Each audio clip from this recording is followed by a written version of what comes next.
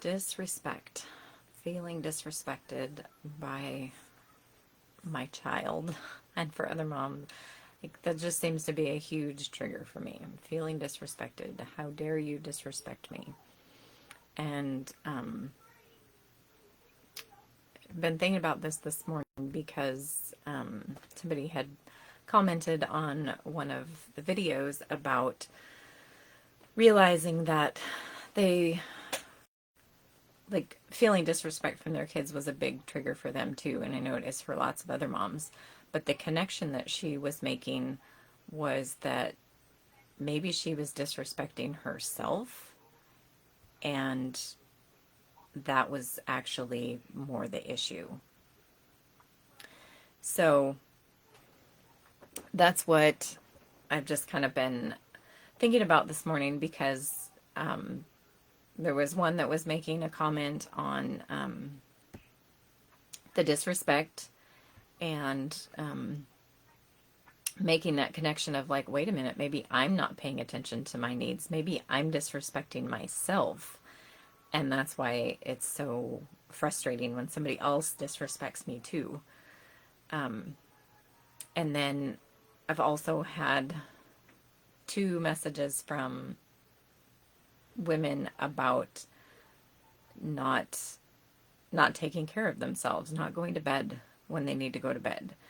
And so just thinking about that idea of how can we expect our kids or our spouse or our friends or whatever to respect us if we're not respecting ourselves? And going to bed on time might not seem like an element of self-respect, but it most definitely is. Because if we look at, when we respect someone else, we're respecting their wishes, we're respecting like what they value, showing that we value them. And so are we showing that we value ourselves if we don't eat right or don't get enough rest? And we get stuck in this trap of like, oh, but I worked really hard and I deserve a reward, so I'm going to watch a movie, or I'm going to watch some shows, or I'm just going to veg out and scroll Facebook or research stuff on the internet or whatever. But then we stay up too late, and then we're tired, and so then we're not ready to start the next day. And so was that respectful? No. If we had a guest in our house and we know that it's really important for them to get sleep, would we stay up and play games and, invite them to watch movies? And no, we wouldn't consider that respectful. Yet that's what we're doing to ourselves. And so we're modeling disrespect of ourselves. And kids catch so much more than you can teach them. So they watch. They're like, oh, this is how we treat mom. What she wants doesn't actually matter, because it doesn't matter to her. And so I don't really need to listen, like, it's just this, I'm sure they never think that, or most of them don't. Some of them have the personalities where they actually can think that and reason that out. But most of them, it's just, this is how it is. Mom's needs don't really matter. We don't really need to respect that because she doesn't respect that. So, just kind of pondering on that of like, what would it look like to respect yourself and start respecting yourself so that you could train the people around you, especially your children, to treat you with respect? What would that look like? And I don't know. If you're here, you can say hi. Sometimes Facebook shows me comments and sometimes it doesn't. And so just that, like, being respectful of yourself.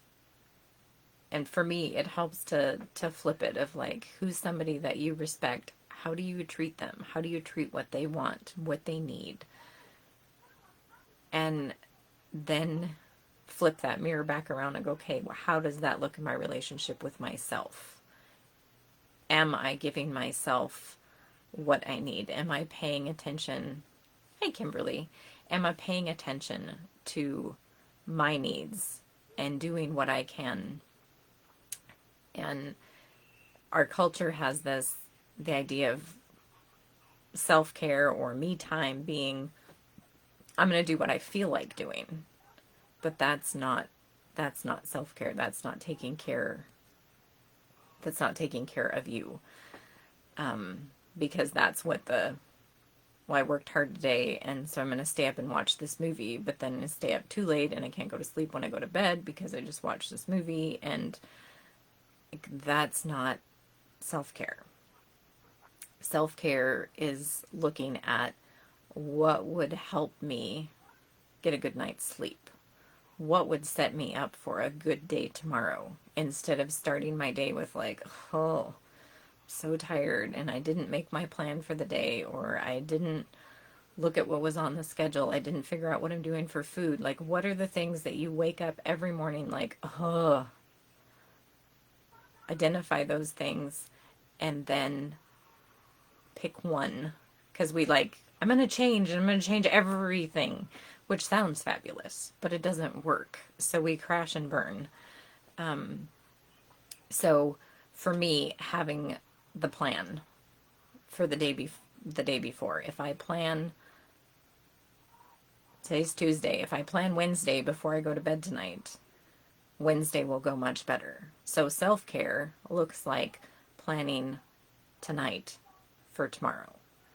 And it's a habit I'm still building and can work on, but like, we live in a place where we harvest meat and get stuff in large quantities, so that usually means taking meat out of the freezer. So if I do that the night before, instead of leaving it till the day of, things go much better. I was looking at little things like that that are actually taking care of ourselves and making things easier on ourselves. And going to bed, I do not sleep well if I've watched a movie. I run or TV shows, whatever. Like, I run all the scenarios in my head of what they should have done and could have done, and it's just ridiculous. Like, I do not sleep well after watching something, so I don't do that.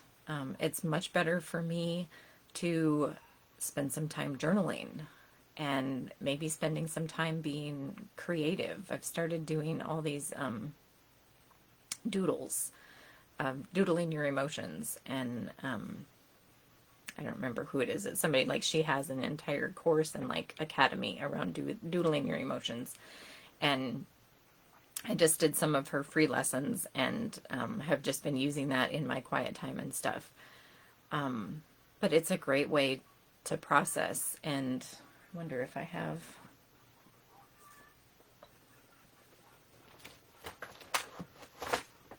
I'll show you a couple of them just for the heck of it.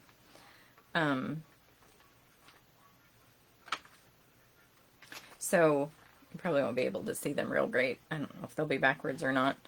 But this one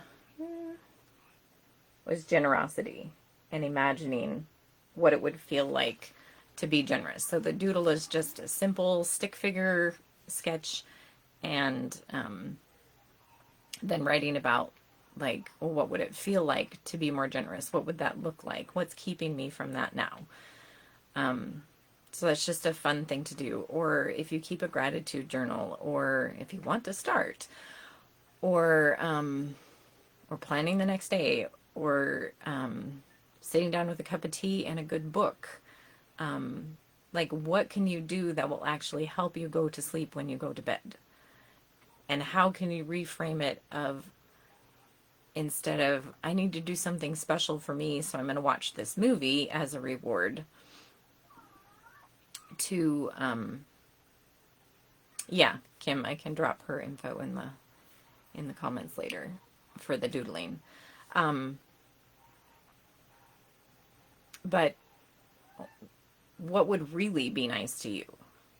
Because instead of what's nice to me right in this moment, what's going to be nice to me tomorrow? So I don't feel this need to escape from my life all the time. And, putting those things in place. Is it a bath? Is it a book? Is it just putting your phone in a different room an hour before bedtime? My phone does not go to bed with me. It stays in the living room and charges out there. And partially this, I don't need an alarm clock, but I have an alarm clock in my room. And for the sake of my sanity and well-being, I will continue to use an alarm clock instead of like, well, I have to have my phone. And when I do need to use my phone as an alarm, then I put it in airplane mode. So I'm not getting any notifications. I'm not checking anything. It's truly just an alarm clock for those times. Because those are things that are nice to me. I'm being kind to me. And that's really what self-care is. How am I taking care of and being kind to me? Which is respectful. So I kind of just, I didn't make an outline or anything for today. I'm just kind of rambling on my thoughts on that. What does it look like to be respectful to yourself? And trying to give you some framework to think about that. And then to really encourage you to just pick one thing. What's one thing that you can focus on changing for the next month to take better care of you? And the great thing about that is that often when we do one thing, then we automatically do other things and it grows. But you get to celebrate and you get to give yourself credit if you do that one thing.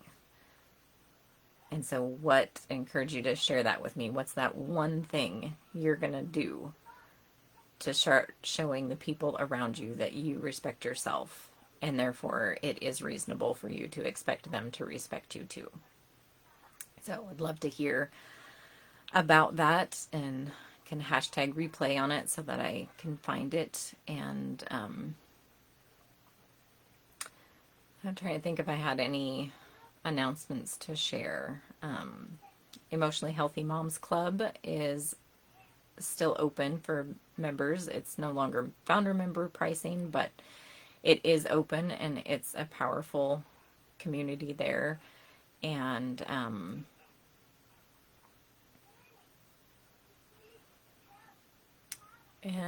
yeah, then just summertime is here, and so I'm kind of thinking that I might just do lives as I'm inspired rather than doing them every week for the summer. If you have any feedback or thoughts on that, that'd be great. And if there's anything too that you're like, oh, for the summer, this is what I really feel like I'm needing as far as support as a mom, emotionally, spiritually, would love to know that too. And Kimberly needs to put her phone out of her room. Yeah, it's been a very good thing for me. And I think the last announcement is that if you are looking to like dig deeper into your spiritual and emotional health and have some help to sort through things and figure out what's going on, I do have space for one-on-one client for the summer. So you can reach out to me and we can figure out whether that's a good fit for you. And just pray that you have an amazing week. And remember that your healing heals generations.